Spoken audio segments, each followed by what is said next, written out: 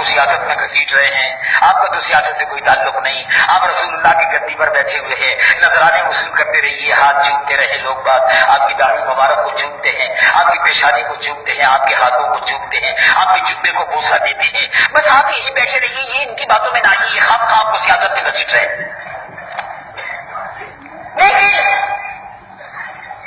کسی نے امام حسین کو یہ نہیں کہا.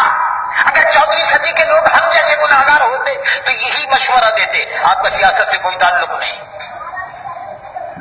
یزید جانے, اس کا کام جانے, وہ حکمراں ہے. لیکن امام حسین کو کسی نے ایسے نہیں کہا. تو امام حسین نے کیا کہا, اچھا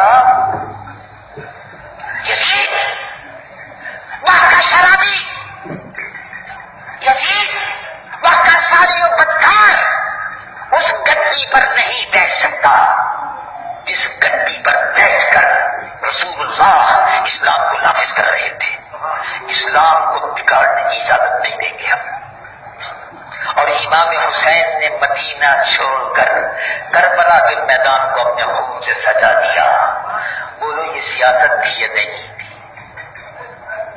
حکومت سے مقابلہ کرنا سیاست ہے یا نہیں ہے؟ امام حسین نے حزب اختلاف کا کردار ادا کیا. پھر کس منہ سے لوگ کہتے ہیں کہ ہمارا سیاست سے کوئی تعلق نہیں ہے؟ اگر کوئی آدمی یہ کہتا ہے میرا سیاست سے کوئی تعلق نہیں ہے تو اس کا مطلب یہ ہے کہ اس کا امام حسین سے بھی کوئی تعلق نہیں ہے. امام حسین رضی اللہ عنہ نے شرابی, بدکار, ناشر کرنے والوں کے خلاف اعلان جہاد کیا. کربلا کے میدان میں خون کا نذرانہ پیش کیا. اسلام کو قیامت تک کے لیے ظالم اور جابر حکمرانوں کا درباری بننے سے بچا لیا. یہ تھا امام حسین کا کردار. آج بھی وہی وقت ہے, ملتا جلتا وقت ہے.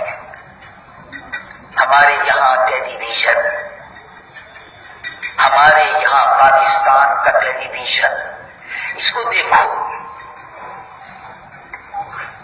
یہ ٹیلی ویژن معلوم ہوتا ہے کہ دنیا بھر کی کنجریاں لا کر وہاں بٹھا دی گئی. پاکستان کا ٹیلی ویژن یہ بے حیا قوم کا ٹیلی ویژن ہے.